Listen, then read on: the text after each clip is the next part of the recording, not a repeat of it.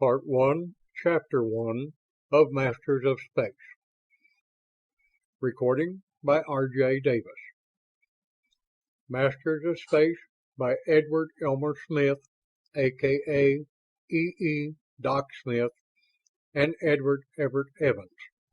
Translated by Robert Conatetti, Stephen Blundell, and the online distributed proofreading team. Part 1, Masters of Space by Edward E. Smith and E. Everett Evans.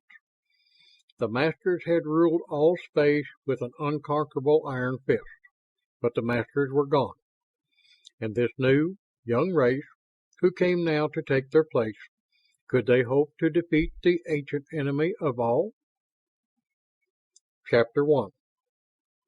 But didn't you feel anything, Javo? Strain was apparent in every line of Tula's top bare body. Nothing at all? Nothing whatever. The one called Javo relaxed from his rigid concentration. Nothing has changed, nor will it. That conclusion is indefensible, Tula snapped. With the promised return of the Masters, there must and will be changes. Didn't any of you feel anything? Her hot, demanding eyes swept the group. A group whose like, except for physical perfection, could be found in any nudist colony. No one except Tula had felt a thing. That fact is not too surprising, Javo said finally. You have the most sensitive receptors of us all. But are you sure? I am sure. It was a thought form of a living master. Do you think that the master perceived your web? It is certain. Those who built us are stronger than we. That is true. As they promised then, so long and long ago, our masters are returning home to us.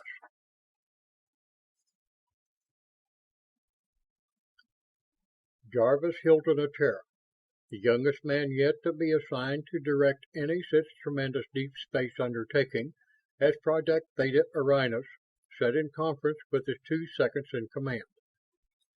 Assistant Director Sandra Cummings, analyst, synthesist, and semanetician was tall, blonde, and civetti. Planetographer William Carnes, a black-haired, black-browed, black-eyed man of 30, was third in rank of the scientific group. I'm telling you, Jarv, you can't have it both ways, Carnes declared. Captain Sawtelle is old-school Navy brass. He goes strictly by the book. So you've got to draw a razor-sharp line, exactly where the advisory board's directive puts it. And next time he sticks his ugly puss across that line, kick his face in. You've been cast for Milquetoast too ever since we left base. That's the way it looks to you? Hilton's right hand became a fist. The man has age, experience, and ability. I've been trying to meet him on a ground of courtesy and decency. Exactly. And he doesn't recognize the existence of either. And since the board rammed you down his throat, instead of giving him old Jeffers, you needn't expect him to. You may be right, Bill. What do you think, Dr. Cummings? The girl said. Bill's right. Also, your constant appeasement isn't doing the morale of the whole scientific group a bit of good. Well, I haven't enjoyed it either. So next time I'll pin his ears back. Anything else? Yes, Dr. Hilton. I have a squawk of my own. I know I was rammed down your throat, but just when are you going to let me do some work? None of us has much of anything to do yet. And won't have until we like somewhere. You're off base a country mile. I'm not off base. You did want Eggleston, not me. Sure I did. I've worked with him and know what he can do. But I'm not holding a grudge about it. No? Why then are you on first-name terms with everyone in the scientific group except me, supposedly your first assistant? That's easy. Hilton snapped, because you've been carrying chips on both shoulders ever since you came aboard. Or at least I thought you were. Hilton grinned suddenly and held out his hand. Sorry, Sandy. I'll start all over again. I'm sorry too, Chief. They shook hands warmly. I was pretty stiff, I guess, but I'll be good. You go to work right now, too. As semanitician, dig out that directive and tear it down. Draw that line Bill talked about. Can do, boss. She swung to her feet and walked out of the room, her every movement one of lithe and easy grace. Carnes followed her with his eyes. Funny, a trained dancer, Ph.D., and a Miss America type, like all the other women aboard this spacer. I wonder if she'll make out. So do I. I still wish they'd given me Aggie. I've never seen an executive-type female Ph.D. yet that was worth the cyanide it would take to poison her. That's what Sawtelle thinks of you, too, you know. I know, and the board does know its stuff. So I'm really hoping, Bill, that she surprises me as much as I intend to surprise the Navy. Alarm bells clanged as the mighty Perseus blinked out of overdrive. Every crewman sprang to his post. Master Snowden, why did we emerge without orders from me? Captain Sawtelle bellowed, storming into the control room 3 jumps behind Hilton. The automatics took control, sir, he said quietly. Automatics? I give the orders. In this case, Captain Sawtelle, you don't, Hilton said, eyes locked and held. To Sawtelle, this was a new and strange co-commander. I would suggest that we discuss this matter in private. Very well, sir, Sawtelle said, and in the captain's cabin, Hilton opened up.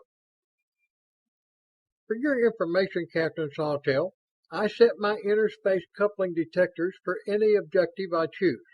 When any one of them reacts, it trips the kickers and we emerge.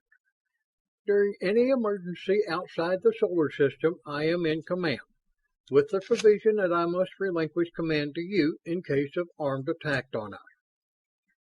Where do you think you found any such stuff as that in the directive? It isn't there, and I know my rights. It is, and you don't. Here is a schematic chart of the whole directive. As you will note, it overrides many Navy regulations. Disobedience of my orders constitutes mutiny, and I can, and will, have you put in irons and sent back to Terra for court-martial. Now let's go back. In the control room, Hilton said, the target has a mass of approximately 500 metric tons. There is also a significant amount of radiation characteristic of uranexite. You will please execute search, Captain Sawtelle. And Captain Sawtelle ordered the search. What did you do to the big jerk, boss? Sandra whispered. What you and Bill suggested, Hilton whispered back. Thanks to your analysis of the directive. Pure gobbledygook, if there ever was any. I could. Mighty good job, Sandy. 10 or 15 more minutes passed. Then, here's the source of radiation, sir, a searchman reported. It's a point source, though, not an object at this range. And here's the artifact, sir, Pilot Snowden said. We're coming up on it fast. But what's a skyscraper skeleton doing out here in interstellar space? As they closed up, everyone could see that the thing did indeed look like the metallic skeleton of a great building. It was a huge cube measuring well over 100 yards along each edge, and it was empty. That's one for the buck, Sawtelle said. And how, Hilton agreed. I'll take a boat. No suits would be better. Carnes, Yarborough, get Tex, Leeds, and Miller and suit up. You'll need a boat escort, Sawtelle said. Mr. Ashley, execute escort landing craft 1, 2, and 3. The 3 landing craft approached that enigmatic latex work of structural steel and stopped. 5 grotesquely armored figures wasted themselves forward on pencils of force. Their leader, whose suit bore the number 14, reached a mammoth girder and worked his way along it up to a peculiar-looking bulge. The whole immense structure vanished, leaving men and boats in empty space. Sawtelle gasped. Snowden, are you holding them? No, sir. Faster than light. Hyperspace, sir. Mr. Ashley, did you have your inner space rig set? No, sir. I didn't think of it, sir. Dr. Cummings, why weren't yours out? I didn't think of such a thing either, any more than you did, Sandra said. Ashley, the communications officer, had been working the radio. No reply from anyone, sir, he reported. Oh, no, Sandra explained. Then, but look, they're firing pistols, especially the one wearing number 14. But pistols? Recoil pistols. 63s for emergency use in case of power failure. Ashby explained. That's it, but I can't see why all their power went out at once. But 14, that's Hilton, is really doing a job with that 63. He'll be here in a couple of minutes. And he was. Every power unit out there, suits and boats both, drained, Hilton reported. Completely drained. Get some help out there fast. In an enormous structure deep below the surface of a far distant world, a group of technicians clustered together in front of one section of a 2 miles long control board. They were staring at a light that had just appeared where no light should have been. Someone's brain pan will be burned out for this, one of the group radiated harshly. That unit was inactivated long ago, and it has not been reactivated. Someone committed an error, Your Loftiness. Silence, fool. Stretch do not commit errors.